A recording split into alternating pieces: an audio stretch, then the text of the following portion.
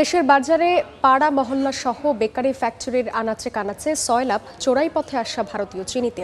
এমন অবস্থায় কালোবাজারিদের দৌরাত্ম্য বন্ধের পাশাপাশি শুল্ক কমালে ফিরে আসবে সুদিন দাবি করছে বাংলাদেশ চিনি ব্যবসায়ী সমিতি।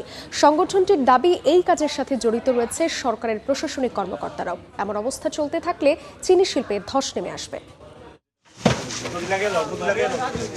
দেশের বাজারে চিনির যোগানে ঘাটতি শুরু হয় মার্চের প্রথম সপ্তাহ থেকে। ঠিক তারই সুযোগ নিয়ে কালোবাজারিরা দেশে নিম্নমানের চিনি আনতে শুরু করে ভারত থেকে। প্রতিদিন 6 লাখ কেজি চাহিদার বিপরীতে 42 টাকা প্রতি কেজি চিনিতে রাজস্ব হিসেবে 2,52 লাখ টাকা রাজস্ব যাচ্ছে কালোবাজারির পকেটে।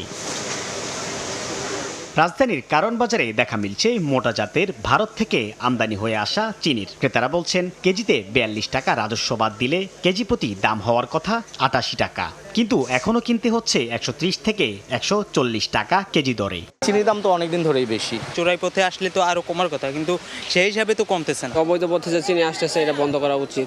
বাজারে দেখতে পাওয়া ভারতীয় চিনির উৎস জানা নেই খুচরা দোকানীদের। তাদের দাবি, ডিলারের কাছ থেকে যা পাচ্ছেন বিক্রি করছেন সেটাই। ইন্ডিয়ান মালটা আপনার দামও কম, স্বল্প খরচ, ব্যাড টেস্ট কম। ইন্ডিয়ান চিনিটা আসাতে ওই কোম্পানির চিনির দাম কম চলে না। ডিলাররা বলছেন, নিম্নমানের চিনি ভারতের, যা কোনো রকম পরীক্ষা ছাড়াই পৌঁছে যাচ্ছে ভোক্তার কাছে। ইন্ডিয়ান চিনি তো বানের ফানির মতো আসতেছে। দেশি চিনি শিল্পটা বাঁচায় রাখা হোক এবং ট্যাক্স কমানো হোক।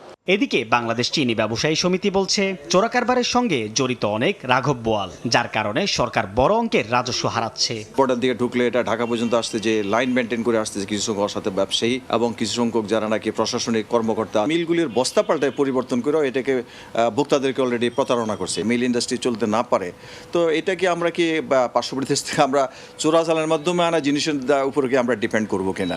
জাতীয় রাজস্ব বোর্ড এনবিআর এর তথ্য বলছে, চলতি অর্থ বছরের জুলাই এপ্রিল এই 10 মাসে অপরিশোধিত চিনি আমদানি হয়েছে 13,36,000 টন, যা গত 7 বছরের মধ্যে সর্বনিম্ন।